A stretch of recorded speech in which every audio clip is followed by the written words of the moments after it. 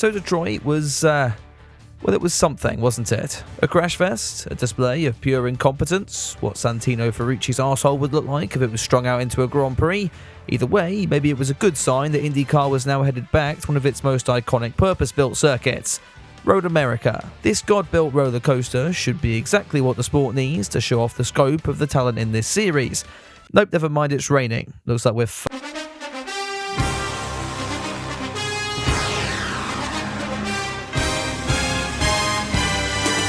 That was a snappy intro because we have quite a lot to go over today, and yet again, some special human being thought putting this race on at the exact same time as the Canadian Grand Prix was a good idea. So, news then. And first, I want to remind you of something I said last week. They've drafted Castro Neves in to get that entry into a more secure position, before handing the car back to Tom so he can poodle around for the remainder of the year.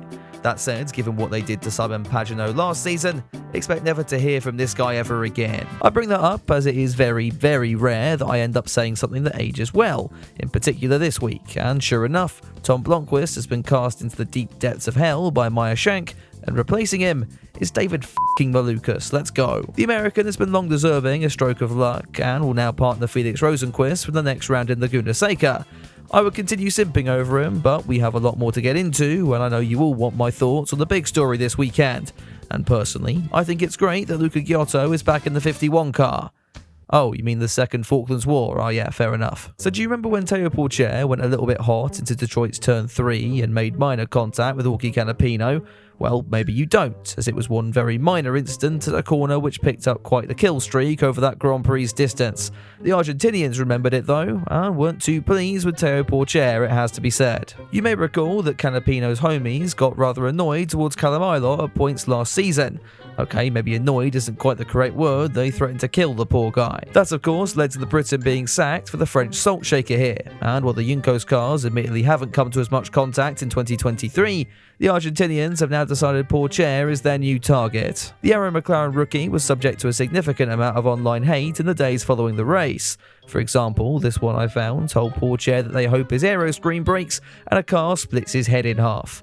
What a funny little country they are. The whole ordeal led to both McLaren and Juncos having to dig out their "please don't hurt people, let's be friends" statements for the BLM movement in 2020, and that looked as if it was the end of it, until Augie himself decided to release his own statement, which wasn't quite on the same page. Augie's massive brain thought it would be a clever idea to defend his fans, then claim he hadn't seen any of the hate or death threats directed at Pourchaire, clearly forgetting that we could all see him liking a selection of them on Twitter. He also seemed to forget that his Juncos team were in a commercial alliance with Arrow McLaren, and I use the word "were" there quite deliberately, because as soon as McLaren saw this, they phoned up the Argentinian outfit and told them to go papaya themselves. Canapino's declaration that death threats didn't exist also bit him on the arse when the fans of the series proceeded to prove that they very much did exist in the comments under his statement, and to be honest, if he's blind to that, it would actually explain quite a lot given his IndyCar career to date. The attacks got so much for Canapino that he's now continued to play his pack of victim cards and has taken a leave of absence from IndyCar.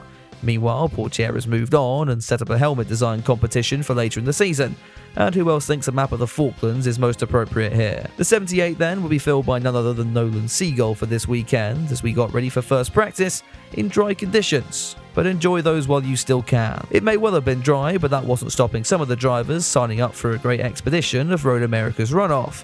Christian Lundgaard was the first, and Rasmussen got his trademark off-track excursion in there as well. Romain Grosjean then took his exploration a little bit further, studying the molecular makeup of the tyre barriers, which proceeded to half-eat his 77 Juncos car early on into the session. The Frenchman encountered a momentary case of brain failure and forgot to turn going into the final corner. On the bright side, he did make this photographer's day. Rinus VeeKay was having issues with his shift lights, while his team were having issues with his inability to stay on circuit, and this was becoming a growing issue as the first practice session drew to a close. Alex Palou let us in on his secret of actually staying on the black stuff, and thus went on to top the session from Andretti's Colton Herta. With the challenges of the Road America course blatantly apparent, let's just thank God the conditions were Yep, I spoke too soon there. Torrential rainfall would greet the drivers as Quali Day kicked off with practice 2. This was the sort of conditions that F1 drivers would wet the bed over. Not IndyCar though. They're not on an oval, so let's plug Pourchaire's holes and get out there. Colton Herta ended up dominating this session, going faster than anyone else by almost a full 2 seconds. I have a feeling this wasn't his fastest lap though. Scotty Mack meanwhile would try out the Grosjean line through the final turn, in a session which saw the Kiwi test out as much of the runoff as he could. Christian Lundgaard then one upped his practice 1 wide moment when his brakes made an apparent bid for freedom halfway around the lap, and while he reversed out the gravel trap, teammate Pietro Fittipaldi was busy putting together what had been up to now quite a strong weekend. This was attracting praise from the commentators just as he went straight on as well. That incident brought out the red flag, though maybe someone needs to tell Alexander Rossi that. The American considered playing bowling with the members of the AMR safety team on his way back into the pits. Such a dangerous incident surely warranted one of the harshest penalties Indycar can hand out, and they proceeded to ban him for 5 minutes of practice. I'm sure he's gutted. While he sat on the naughty step, Kyle Kirkwood was out sniffing paint at the final corner, except paint isn't your friend in these conditions, and that brought out what seemed like the 60th red flag of the morning. We'd go green again with 6 minutes on the clock, then go red again about 10 seconds later. Reigning champion Alex Palou pausing the game, but forgetting he was in an online lobby. That brings us on to qualifying then, which started on a wet track that gradually dried over the course of the hour. Being on track at the right time was key then, though the stars of American open wheel racing were still enjoying the outer extremities of the Road America layout. Conditions like this are always likely to bring shocks, such as Kevin Simpson getting his Chip Ganassi car into Group 2, and for the first time all year reminding us who he was without the need to cause a yellow. Those stoppages seemed inevitable though. Helio Castroneves continued his stellar job of getting his car into the winner's circle by bringing out a red and confining himself to the back of the grid. I get this will be his last race as teammate to Rosenquist, but I'm not quite sure this is the line to take inspiration from Felix. By the time the Fast 12 rolled around, the track was definitely getting drier, but the wet tyres still remained as the remaining drivers attempted to get themselves into the final session and shoot out for I just can't fucking write today, can I? Alex Palou threw his chance in the bin with this off, and that presented an opportunity for Linus Tech Tips to slip into the Fast 6. He'd be up against the likes of Colton Herta and Joseph Newgarden though, both of which seem rapid in these damp conditions. I would add power to that list, but I'm not quite sure this is a pole-setting racing line right here. His Penske teammate Newgarden though was flying, and with the track now just ready for dry tyres, the American had a really good shot at never mind. Newgarden's date with the safer barrier brought a premature end to the session, which meant whoever had been on top at the right time now had the P1 award, and the pole for Sunday's race. That driver was the Chip Ganassi of Tech Tips here, who won his first ever pole ahead of Herta and Armstrong. Usually that takes us straight into the race, but before we do, I thought we'd briefly tap into the future of the series and take a look at the USF 2000 races this weekend. Here's one driver practicing for the Olympic gymnastics team and another one taking the video game line when your parents call you down for dinner. The future of Indy really is safe, even on the driver name front. We may have Stingray now, but this guy is literally called Ho. Let's get into the real action then, and Linus Tech Tips would lead the field to green as Herta began dropping down the pack. That was great news for the Chip Ganassi car of Armstrong, who was right on his teammate's tail heading down into turn 1. After scoring his maiden podium last time out, Marcus had his head in the clouds. A few seconds later, he would also have his nose in Tech Tip's gearbox. That sent the pole sitter spinning into an almighty accident that somehow didn't happen. Herta wouldn't be safe either, as Newgarden attempted to one-up Canapino's villain arc by punting the 26th round in an identical manoeuvre. Out come those yellow flags, whilst Colton and Marcus have finally joined last week's dance-off it seems. With Graham Rahal also deciding that he wanted his own accident, we were set up to try starting this one again on lap 3. Kyle Kirkwood now led Scotty Mack, who quickly moved up into P1 at the first corner. We'd get through about 2/3 of a lap this time as Herta decided to bring out the second caution of the day when his Andretti shat out some carbon fibre over the runoff. It later turned out he'd already given up and was spending his afternoon play fighting with Lundqvist. The American wasn't too pleased with how things had turned out, saying after the race the only way to get a penalty in this series was to, quote, bring a gun and shoot somebody in the head. Please let it be Canapino at least. 2 laps later, we'd try to go green for a third time, McLaughlin holding the lead as Newgarden showed off Penske's pace by getting one down the inside of Rossi. Further back, Christian Rasmussen had been trying to build on an unusually strong qualifying, making an attempt to pass Kevin Simpson. People have been saying I slagged the guy off too much, but look, I'll give credit where it's due.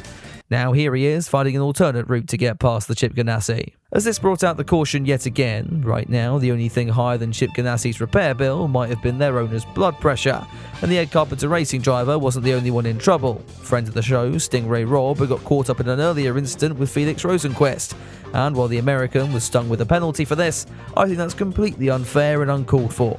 Clearly Felix's fault, and I can't think of any reason why I'd be biased on this one. With this now looking like Detroit reborn, we tried to go green again on lap 10. Power and Grosjean were on the move, which is usually the start of a sentence which ends with another car in the wall. Miraculously, not this time though, and the Indycar field managed an entire lap without someone trying to leap the fence and personally greet each of their onlooking fans this time. Scotty Mack would pit from the lead on lap 17, with Newgarden following suit one lap later. The Saturday crash had clearly not deterred the Indy 500 winner, as he almost stole P1 from his Penske teammate. Alex Palou managed to go longer than anybody, which if he was in bed would probably be an achievement. Here though, this saw him come out on much colder tyres than the cars around him and be scared off the road at turn 1. Could always be worse, I guess. You could be Scott Dixon, whose Firestone Reds lasted an impeccable 6 laps before they began cutting themselves and sending the Detroit race winner down the field. With everyone wondering how the number 9 would glitch strategy to win now, the leaders were boxing for their second stop of the afternoon. McLaughlin again pitting first with his teammates of Newgarden and Power waiting that extra lap. The resulting tyre offset between the pair then gave us possibly the best piece of IndyCar commentary we've had all season. McLaughlin is coming on, the two-time Indy 500 winner. Brings a whole new meaning to the thirsty threes now, doesn't it? Anyway, McLaughlin was coming so hard he was able to regain the race lead just like before. This was clearly starting to frustrate Newgarden as the 2-car considered ending it all by dipping a wheel on the grass a couple of laps later. All was not over though, and soon enough, the PPG Chevy was back on the tail of Scotty Mack, and finally got that race lead heading down into turn 1. With just 11 laps to go, and by some divine event, no cautions to speak of, it was round 3 in the pit lane, and now the overcut was really starting to show its hand. Newgarden only extending his lead over McLaughlin as the race entered its final stages. As the two continued to bicker, however, neither had factored in the third Penske of Will Power, who continued for an extra lap and thus made an even more powerful overcut, snagging the race lead with just 10 to go. Now, according to even the extended highlights, those final 10 laps contained all action. So, after almost a 2-year wait, Will Power was back on IndyCar's victory lane. The 12 cars' consistency and knowledge of the push-to-power rules now meaning that Will leads the championship as we head into Laguna Seca. I'll be honest, if this race has taught me anything, it's that I don't know what to do when Rasmussen isn't doing Rasmussen things and bringing out the pace car. But this ended up being quite an exciting, strategic race, and showed Indy's track designers that we don't need bottlenecks and death traps to please the fans nowadays. Road America delivered once again, and finally IndyCar takes a week off before we return to Monterey in a fortnight's time.